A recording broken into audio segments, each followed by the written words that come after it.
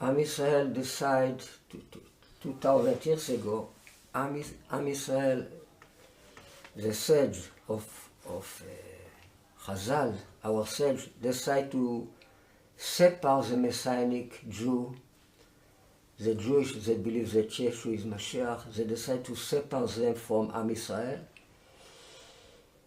So really our sages create the Christianity. They sent Paulos first, 2 years after Jesus was crucified. They sent Shaul Tarshish, that he was a disciple of Rabban Gamliel. They sent him to create the Christianity, and 30 years later they sent Shimon Kefa, St. Peter, to work with Paulos. Right? He became the first pope in Rome. So then I go to my rabbi with very difficult question. Right? I show him all this Gimatia. My books that born exactly in the day when they start the disengagement with all this int. And I asked my rabbi if all this legend about establishing Christianity by the Jewish is true. He said yes. Okay, so then he showed me a proof from Rabbi Yehuda Hasid, the book of Sefer Hasidim. He showed me a proof about Shimon Kefa. He called Shimon Kefa righteousness there. And Rabbi Ginbu, he said that if Yehuda Hasid wrote it, it's 100% true, it's 100% reliable. But about Shaul Tarshish, beside all the legend that is, it's not something really you can trust on it. About Shaul Tarshish, only lately, maybe 1 year ago, I find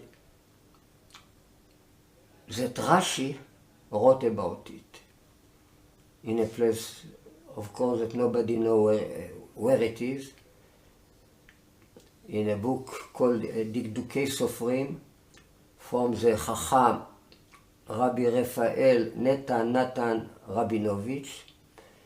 He mentions them 3 names: Paulos, Shimon Kefa, St. Peter, and Yochanan. For some reason, I don't know what Yochanan had to do with this. He says it was all Jewish.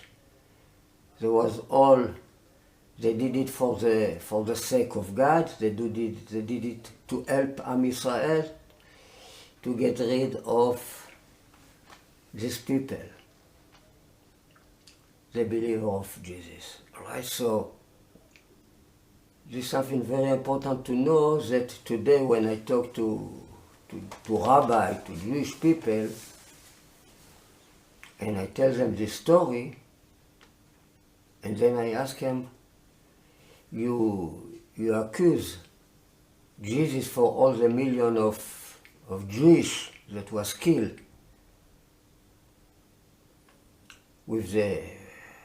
from the Christian. Christianity was not established by Jesus, it was established by our sages. So what do you want from Jesus? Jesus just teach Torah in Am Israel.